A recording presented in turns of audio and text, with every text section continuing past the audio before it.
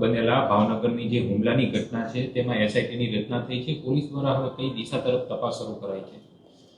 જે બગદાણામાં ગુનો દાખલ થયો છે એમાં પ્રાથમિક રીતે બગદાણા પોલીસ અને ત્યારબાદ KS પટેલ PI મહુવાએ તપાસ કરેલી હતી.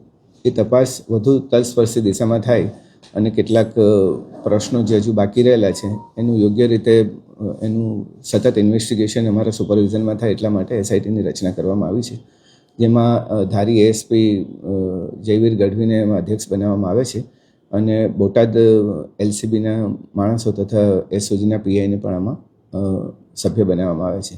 મારી ઓફિસમાંથી પણ સબ ઇન્સ્પેક્ટર જે છે તે પણ આના સભ્ય છે. એસઆઈટીની રચનાની જે રચના કરી છે તેમાં કેટલા દિવસ બાદ આનો અહેવાલ સુપરત કરાશે? હજી આજે કામગીરી શરૂ કરી છે. દરેક પાસાઓની FIRથી લઈને બાકીના કેટલા સ્ટેટમેન્ટ છે બધાનું હજી વિશ્લેષણ કરવામાં આવશે. કેટલા પુરાવા પ્રાપ્ત થયા છે અને કયા પુરાવા હજુ લેવાના બાકી છે તેનું ટોટલ વિશ્લેષણ કરીને ચોક્કસપણે ઘટના કેવી રીતે ઘટી એનું બીજા સંયોગિક પુરાવા શું છે તમામ એકત્રિત કરવા માટે અત્યારે ટીમ કાર્યરત છે.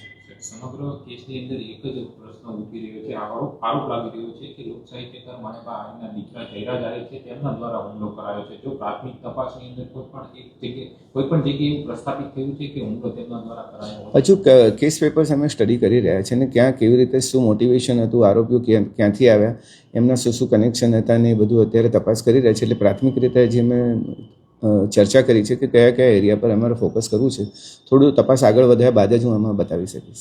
સર, મહુવા ડીવાયએસપી છે તેનો ચાર્જ લઈ લેવામાં આવ્યો છે, હવે કોણ તપાસ તેના સ્થાને રહેશે? એ વહીવટી સરળતા માટે કરવામાં આવ્યું છે, કેમ કે નવા ડીવાયએસપી બે નવા ડીવાયએસપી હાજર રહ્યા છે. મહુવા ડીવાયએસપી જ્યારે અંશુલ જૈન હતા ASP, એમની ટ્રાન્સફર બાદ હમણાં બે ડીવાયએસપીનું પોસ્ટિંગ થયું છે, એટલે તળાજા ડીવાયએસપીને ચાર્જ આપવામાં આવ્યો છે. સર, સરકારમાંથી આજે SITને લઈને કોઈ અગત્યની સૂચના આપવામાં આવી? SITની રચના અત્યારે અહીંયાથી થઈ છે. IG ઓફિસે અમે નક્કી કરેલું હતું કે આની તલસ્પર્શી તપાસ થવી જોઈએ અને મારા લેવલ પર અમે નક્કી કર્યું છે કે હવે તપાસ મારા સુપરવિઝનમાં થાય. સર, ફરિયાદી છે નવનીત બાલદિયા, તેનું કહેવું છે કે જે બગદાણાનું એક ગેસ્ટ હાઉસ આવેલું છે ત્યાં પણ આરોપી લાંબો સમય સુધી રોકાયા હતા, તેના CCTV ફૂટેજ છે તે પણ ડિલીટ થઈ ગયા છે, પોલીસ સહકાર નથી આપતી તેવું કહીને. ના, હવે આવા પ્રશ્નો નહીં રહે. અમે તમામ તલસ્પર્શી બાબતોની તપાસ કરીશું.